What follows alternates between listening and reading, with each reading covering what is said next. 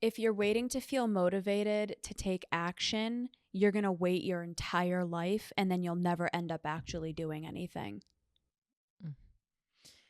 You don't want to hear this. What we're going to talk about here, you just don't. You don't want to hear this, but you can't help but this is actually what you need. And it's all about motivation and what it's not.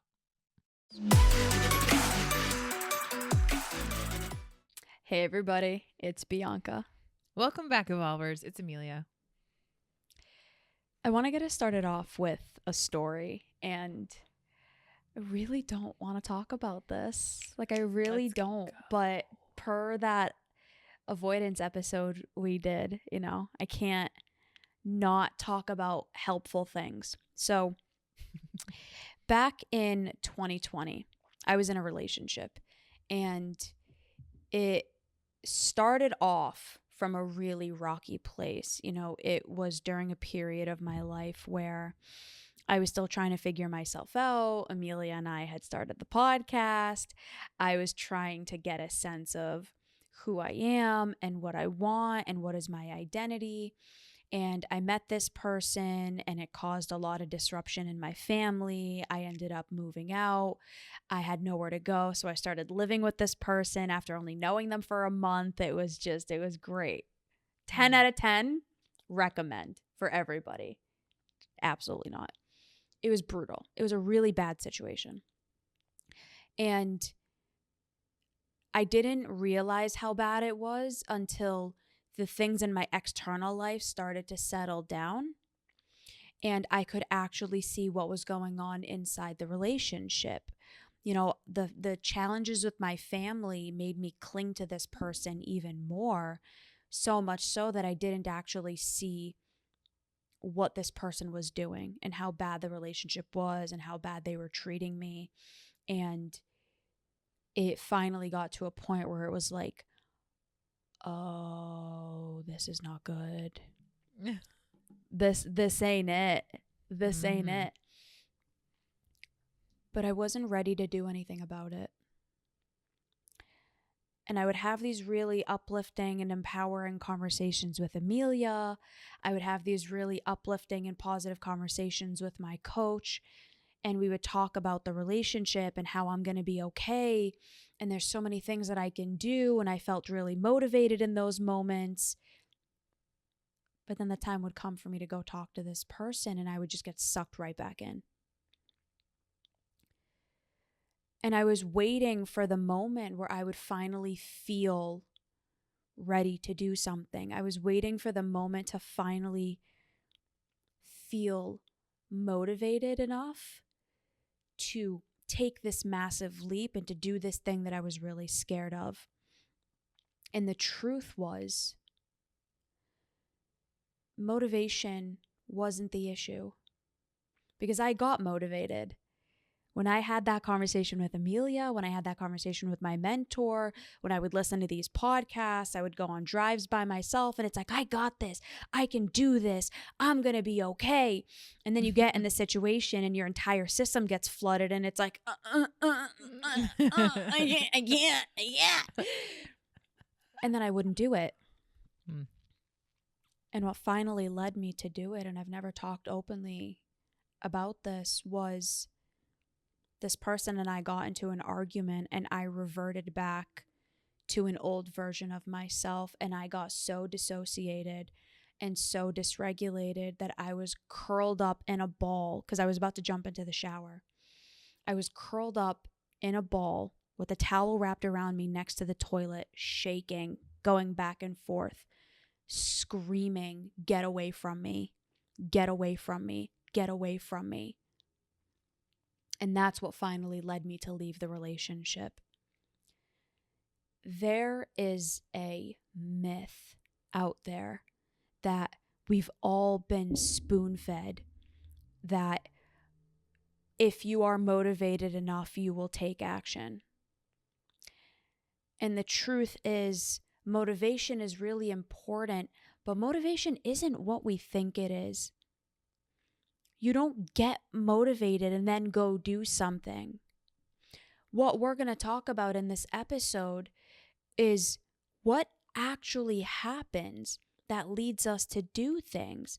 If it's not motivation, then what is it? And what actually is motivated? Because I had every reason to leave, but I was also convincing myself of these really false narratives to stay. So what was actually motivating me?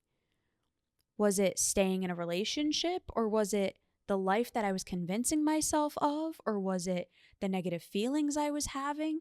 What was actually happening there?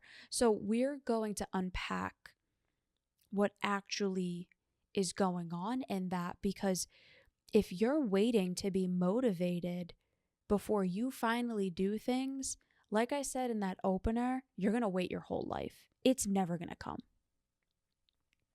And that's what's brutal about it, because we, due to that spoon feed, we wait. We're so good and conditioned to take a passive role within our life. So just kind of hit the back seat, wait for something to come. And the truth is that everyone needs to hear again and again and again.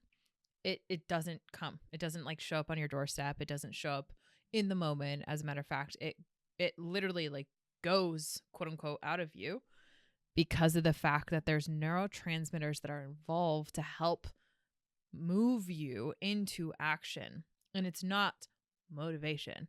It's the reward that you get after you move into action, which is so reverse of what we've been spoon-fed. We're spoon-fed the narrative that motivation comes before action. One of the things that I found to be honestly really game-changing for clients is we have the syntax wrong. Like, we've been wrong. Most of us have been wrong our whole life, and the spoon feeding has been wrong. Motivation doesn't become before action. It's not a precedent. It's an antecedent. So it happens after we take action. Because after that, what happens is our central nervous system says, oh my God, we're not dead. We actually like spoke up and we said, get away from me, and we're not dead, right? Feelings will not kill us. And our central nervous system kicks into gear that when we want to go do something or say something to someone, like finally stick up for ourselves for the first time, right? Whatever we need that quote unquote motivation for, as if it's a preceding tool to taking that courageous next step. It's the wrong tool. The tool of motivation comes only after we take that action, because it helps the reward centers in our brain say, oh, yeah, that thing that we were so fearful of or that dysregulated us, we're not dead, so we can keep going. And essentially that we can keep going is those dopamine centers lighting up in our reward center of our brain and says to us, hey, we can move. We can move. We can have this conversation. We can have, right, take action, take messy action. And that's why that's so powerful, because it resets our central nervous system out of that fight, flight, freeze, or fawn state and into a space of we're actually alive. We don't need to disassociate. Action begets action. Motivation begets motivation, like you said. You got to think about dopamine too, right? You're not chasing dopamine. Dopamine is the chase. If you actually think about what dopamine is, people think dopamine is when you get something. Dopamine is the pursuit. Pursuit. Yep. Anticipatory. It's anticipation. When we think of motivation, we think of, oh my God, what am I going to get? And how is it going to do this? And how is this going to impact that? That's not how it works. You get motivated through the outcomes that you get. My motivation in that situation was not being alone. Right. That's what was motivating me, because I didn't want to feel the pain of being alone. So I was more motivated by staying in a misguided and a misattuned relationship than I was to leave. Motivation was hitting me in the face in that moment. I don't want to be alone. It wasn't motivation that got me out of that relationship. It was, oh my God, what the hell just happened? It completely shook my paradigm. And then it was like, oh, this is real bad. You can't run away from this anymore. You're in the fetal position next to a toilet, shaking and screaming and crying. And this person took their phone out and started recording me so that they could show me how crazy I looked. Like, That's motivation. It's like, get the hell up. It's like the Whoa. immediate pain of that situation. We don't take action by being motivated to do so. Our brain, we think that we chase pleasure. We don't. We're chasing not having pain. To the episode that we did about, are you playing to win or playing not to lose? I was playing not to lose. The thing that was quote unquote motivating me, that was driving my behavior, was don't have pain. Don't have pain. Don't be alone. Don't be alone. Alone equals bad. Right. That was what was motivating me. So when we play these pump up videos and these audios, and it's like, you can do anything and everything is possible and do your affirmations, like all this bullshit that doesn't actually work and it's ineffective. And then we wonder why can't I take change? I feel motivated. It's because that's only layer 1 of 4 of what actually happens to be able to make change in your life. There's 4 things that have to be there. And there's 4 things that actually guide change. You know what the biggest one is? It's been proven over and over again. It's actually doing things. Doing things is what generates motivation. Doing things is what generates self-belief and real self-worth and real self-love. It's not some freaking pump up. So when it comes to mental health and when it comes to the challenges that so many of us are facing on a day-to-day, instead of focusing on getting motivated, focus instead on what's the next simplest step that I feel certain I can take. Not what's going to get me motivated. What's the next step that I actually feel is possible to take? And then you do it. And then you feel good about yourself.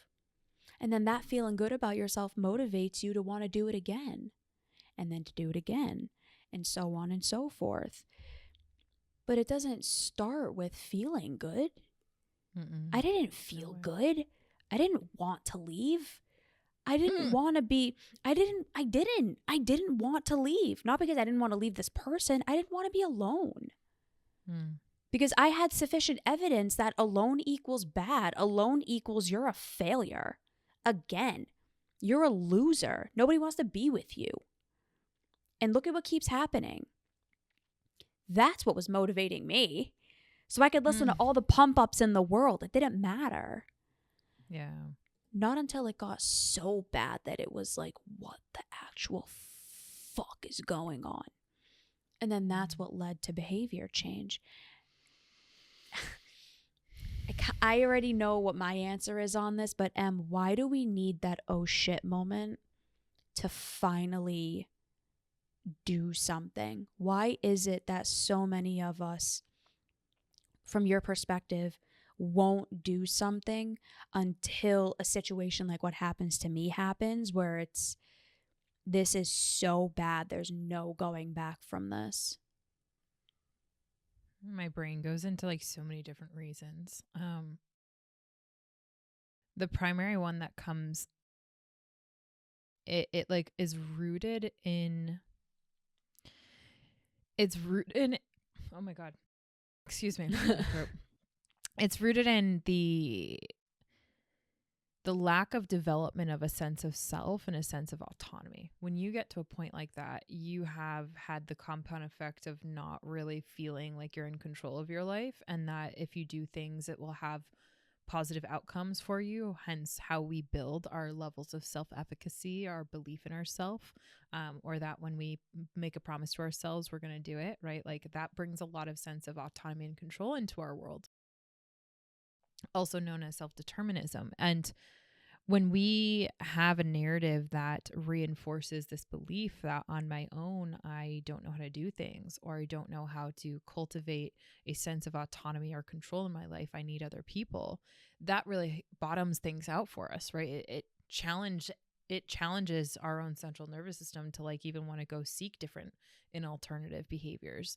And so a lot of people will avoid unconsciously avoid new behavior change, because at the root of that inherently illuminates the quote unquote narrative of lack that we can't emotionally, usually we struggle to emotionally handle. And so after after pain happens, pain, right, when you look at the neurotransmitters that are involved in that, it helps us have this really cool, I think it's cool, but I'm also super nerd. It gives us this sense and this rush of neurotransmitters that allow us to, for a moment, just consider an alternative reality. And when pain happens, it's an influx of so many neurotransmitters that can, if that moment is utilized, it helps us experience what's called post-traumatic growth, right? But that doesn't necessarily happen for everyone. Post-traumatic growth is, okay, I feel like shit right now. I feel like pain. I don't want to be here again. And then you leverage that with even if it's a smidge of sense of self that you do have, you leverage that quote unquote pain to go do something different to avoid future pain from coming. And so, I mean, I've seen it happen in so many relationships. You know, it's almost comical at this point where very few people believe it is worth it, and it's possible for them that they can change their behavior. They can just get motivated and have that motivation continue because they're inhibited by their current belief systems and their current sense of self. And I'll end there. So tell me your answer before I kind of go into more about what I have to say around this, because it's definitely, motivation is a very easy way to, I don't want to say the coward's way out of doing anything different, but I also recognize that a lot of us don't know how to do things different. And a lot of us don't know ourselves and don't know that there's so much to it. I think a lot of us also associate change with pain. If I go do something different, there's going to be a lot of pain. And to your point, if I don't feel capable, and if I don't feel competent, and if I don't feel smart enough or good enough, it's not going to be worth it. So stay in the current pain. At least it's familiar. Tolerable, rather than mm-hmm. put myself in a situation that I'm not certain I'm going to be able to handle. I'm not certain is going to get me the outcome that I want. And I'm going to feel even worse about myself. Yeah. I mean, that's why I stayed. I was so completely and utterly convinced that I was going to be alone forever. Right. That nobody would ever want me because I was just this terrible person who was unlovable and unwanted. And I felt terrible about myself. And I had over the years associated alone equals bad. So much so that staying in abusive and toxic relationships was tolerable because the alternative, being alone, was worse. We like to think we are motivated and or driven by and toward achievement and new and excitement and growth. And the truth is, we are not. Our brain, and Em, please correct me if I'm wrong on this, because I know you know way more about this than I do. From an evolutionary standpoint, from an evolutionary biological standpoint, our brain has been cultivated to keep us safe. Safety is the number one thing that our brain is optimized for. So we're not going to go do something new. We're not going to change a habit. We're not going to change a routine. We're not going to add or remove or modify because that's threatening. It takes a lot of mental capacity. That takes a lot of calories. Our brain takes 25% of the calories that we consume and it only weighs 2 pounds. So it's very calorically expensive. And then on top of that, if you do not have the certainty that it's going to get a good outcome, it's an absolute lose, lose, lose, lose situation. Mm-hmm. So it's like, I'm not going to go do that. F that. I'm going to find a way to cope with what's currently happening. At least it's familiar. Yeah. It's destructive. Yeah. Our brains, our brains are computational machines. They're amazing. And to that evolutionary bit, they are always like our brains are always calculating the cost benefit analysis of doing something, right? Doing something new. What's the pros and cons of that? The pros are like you maybe might have a better outcome, but the cons are like that's going to be really expensive, right? To the calorie component. Not only Calculating that, and miscalculating, though, because our brain is calculating based on evidence from our past that is also misguided. Exactly. So, with that being said, that quote unquote software is informing the worth it factor. And that's what a lot of people unfortunately get stuck with is the worth it factors from a 7-year-old's practically a 7-year-old central nervous system and or brain because that calculation, it's just so rooted in one's own past. And when you think about it, like people's executive functions, right? The ability to emotionally regulate. That's a very basic level of executive functioning. And a lot of us get stuck in those skill sets that are able to regulate like a 7 to 9 to 12-year-old max, unless you've done the work on yourself. And so when you think about that very young brain calculating, even if you're 30 years old, 40 years old, calculating, what I need to do in order to have certainty and to have my brain say it is worth it to do that net new behavior or a different behavior to get those outcomes that I want as a 35-year-old, right? It just, it chalks us up, for lack of better words. And so, I was speaking with a client who they're working on their skill development and he's in his late 30s and the executive functioning capabilities that he's had and been able to improve upon it. One of the conversations that we recently had was about motivation.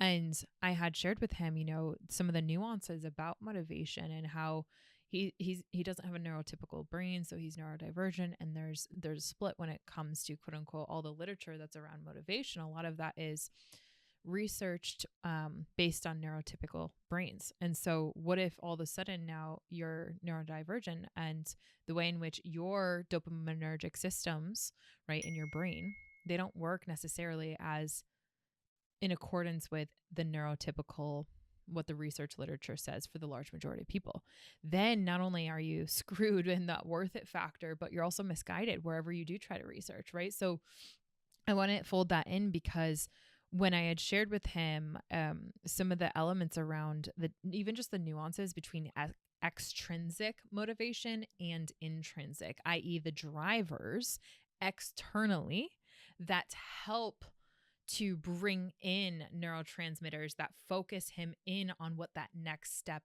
is. His training and the spoon feed that was fed to him, unbeknownst to the people at his time growing up, was very neurotypical. Just focus on the end result. So when you have a project, and this happens for a lot of people, you have a project that's so big and it requires so many different subtasks.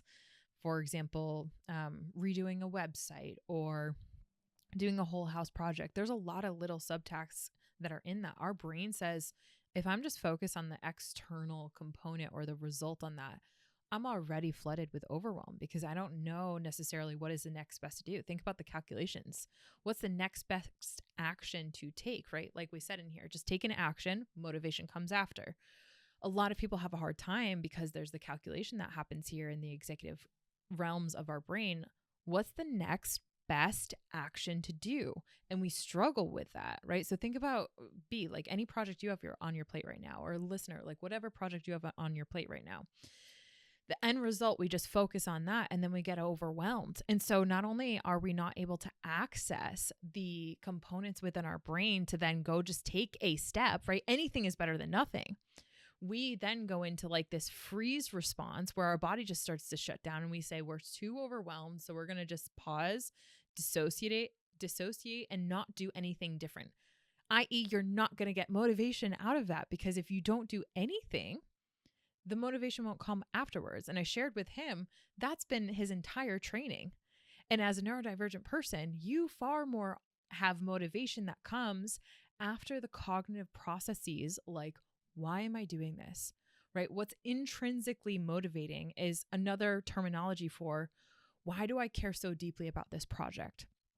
And if you're thinking about this project and you go into like, why do I really care about this project? And you're like, oh, it's to help younger children really learn and educate themselves about how important agricultural farming is to their food and their nutrition, right? When you connect to your why power, I know that's like a small example, but like then what that does is that shifts your brain open to that reward system actually flowing instead of the punishment type system of our brains to it's like out of the what we've been so well conditioned to have, which is just this like consequence and reward system, and instead way more out of that into something that's far more, shall we say, shutting down of the central nervous system. So switching out of that external motivation to internal or intrinsic motivation allows your dopaminergic systems to come up. And he was like, oh my God, that makes so much sense. And it's like, yeah, so once we connect to your why, or what we actually connect in terms of what you're interested or what you enjoy or what's inherently satisfying for you. Exactly. Right? There's so much science that does show if you're more interested in something or you actually enjoy something, what are the odds you're going to continue to do it? Why is that? Again, it's to what we're saying here, because you're doing something that then has the neurotransmitters come after that help encourage you to do it again and again. That's called momentum. And when you have momentum, your brain just says, yes, it's worth it. Yes, it's worth it. Yes, it's worth it. Instead of don't do it. It's not worth it. It's not worth it, which is what the extrinsic type model of motivation really focuses in on. And just it's not sustainable. So anyhow, That's why we eat shitty food. Like, if you didn't know it tasted good, you wouldn't be driven to eat it. But because it tastes good, and then that causes a lot of like really feel good chemicals in our brain, you're more motivated to do it again the next time. We did an episode on this forever ago. Your brain chose the donut. Oh, I thought God, it was yes, a cute. I thought that was a cute title. That video got no goddamn views. No love. I sent minimal. It around a couple times. People don't want to acknowledge that they love the donut. Right? It's okay. All good. Focus on micro tweaks, micro needle moves. Don't start with things that scare the shit out of you. Don't start with things that are highly intimidating. Don't start with the biggest problem areas in your life. What's something that's low risk? What's something that you enjoy? Start there. I'm going to say I'm going to do something. So you state, Emilia, I got this framework from you, so thank you. Hey. I'm going to state that I'm going to go do this. I'm going to go do it and prove it to myself. And then I'm going to self-assign. And in that self-assignment is where a lot of that feel good comes from, which then makes you motivated to go try it again. And then again. And then again. If you start that way, I guarantee you will start feeling motivation in a brand new way, because it's not outside. It's an inner drive within you, because you've proven to yourself time and time again, it's possible for me, and it's going to be worth it. And that is my... Go ahead. That is your what? Go. I was going to say that's my final takeaway. Beautiful. I love it. Okay, so I will add on that in my final takeaway sentiment. When you can take that framework, the state, prove, and self-assign, what you're doing is you're essentially leveraging the predictive analytical capabilities that are inherently within your brain. Our brains love to predict the future, right? That's why we're really good at whenever there's a thunderstorm, like, oh, there's going to be lightning. Or whenever there's, someone texts you, we need to talk, your brain goes, oh shit, it's going to be bad, right? Like your brain is this prediction machine. And so when you can leverage that to your own benefit of building and taking action and then bringing that back and kind of doing that pat on the back, you get a golden star. Ain't no shame in that game. That's literally double dipping in the dopaminergic responses that we all need in efforts to create and sustain more action, and action that is meaningful and in the direction that we need, because it is worth it, right? All of that which we seek, the motivation, comes after that. So double dip on those dopaminergic systems by leveraging your analytical and predictive analysis capabilities within your brains that you probably didn't even know you had, but you do, right? What's the weather? Look outside. You're going to predict that the sun's going to come outside. It does. You feel good. Oh my goodness. Oh, you feel really good because you wore shorts and you're glad you did. It's the same exact concept. We just never connect the dots. So that was cute. With that being said, that was cute. It's true. Like I like that. I'm so much more proud of myself when I predict that I wore the right clothing for the right weather, because there's nothing worse than going to an event and like you're just sweating your ass off because you chose the wrong clothing. Like, I'm going to state, prove, and self-assign that I did a great job at predicting what outfit to wear when. And we don't think about it as the same exact concept when it comes to us or what we need to move the needle on, but it is exactly the same, the way in which the brain works. So in that, my closing episode for this, if you like this episode, is 373, how to tell if you're dissociating. Bianca? 331, are you emotionally immature? We hope that this episode has inspired you to go take action that will therefore motivate you in the future. If this is something that you have ever struggled with, please reach out. You are definitely not alone in that. This is challenging because none of us were taught this from a young age. So if this is something that you need help with, if you want guidance on how to do this, Emilia and I are both actively taking clients. So if you send us a DM and say, I want to work with you, we will get the process started for you. And it is very, very easy and a lot less expensive than you think to get started. All right, everybody. We will see you next time. Bye. Bye, everyone.